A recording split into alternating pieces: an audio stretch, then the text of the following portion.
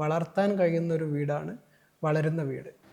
വളരുന്ന മനുഷ്യർ, ഓക്കെ, വളരുന്ന മരം, അതൊക്കെ ഓക്കെ. പക്ഷേ വളരുന്ന വീട് അധികം ആളുകൾക്ക് പരിചിതമല്ലാത്തൊരു ഒരു ഒരു വാക്കാണ്.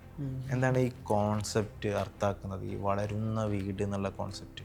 വളരുന്ന വീട് എന്ന് പറഞ്ഞു കഴിഞ്ഞാൽ ഇപ്പം നമ്മൾ വീട് വെക്കുന്നത് ഫ്യൂച്ചർ കണ്ടുകൊണ്ടാണ്.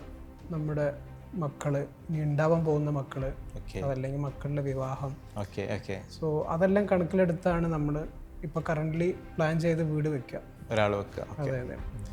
അപ്പം ശരിക്കും അങ്ങനെ വെക്കരുതെന്നാണ് നമ്മൾ ഇപ്പോഴത്തെ റിക്വയർമെൻറ്റ്. ഇപ്പോൾ നമ്മൾ എത്ര പേരുണ്ട്, നമ്മുടെ ആവശ്യങ്ങൾ എന്താണ്, അത് കണക്കിലെടുത്ത് അത് പ്രകാരം ഒരു വീട് വെക്കുക.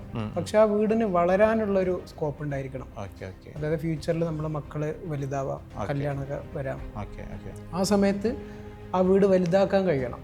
ആ ഒരു പ്ലാനിങ് നമ്മൾ തുടക്കത്തിൽ ചെയ്യും. ഒരു പ്ലാറ്റ്ഫോം നമ്മൾ ഉണ്ടാക്കണം. അതെ അതെ അതെ. തുടക്കത്തിൽ വളരുന്ന വീട് എന്നുള്ള ഒരു അർത്ഥത്തിൽ അത് ചെയ്യണം, എന്നാലേ അത് ഫ്യൂച്ചറിൽ വളർത്താൻ പറ്റുള്ളൂ. സോ ഭാവിയിൽ ആവശ്യങ്ങൾക്കനുസരിച്ച് വളർത്താൻ കഴിയുന്ന ഒരു വീടാണ് വളരുന്ന വീട്. അങ്ങനെ ആവുമ്പോൾ നമുക്ക് ഭാവിയിൽ ആളുകൾക്കനുസരിച്ചിട്ട് മാറ്റം ചെയ്യാം.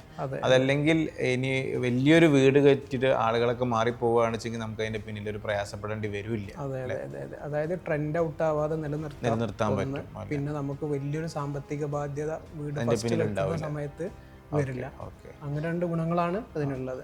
ഇപ്പോഴത്തെ നമ്മുടെ ആവശ്യത്തിനനുസരിച്ച് വീട് കൺസ്ട്രക്ട് ചെയ്യുക, പക്ഷെ പ്ലാൻ ചെയ്യുമ്പോൾ ഒരു വിഷൻ ഉണ്ടായിരിക്കും, ഇതിനൊരു ഒരു സ്കെയിലപ്പ്, ഒരു വളരാനുള്ളൊരു സാധ്യത കൂടി ഒരുക്കുക. അതെ അതെ അതെ. നേരത്തെ ആ പ്ലാന് വേണം, എന്നാൽ നമുക്ക് ഈസി ആയിട്ട് വളർത്താൻ. ഇതാണ് ഈ വളരുന്ന വീട് എന്ന കോൺസെപ്റ്റിന്റെ പിന്നിൽ.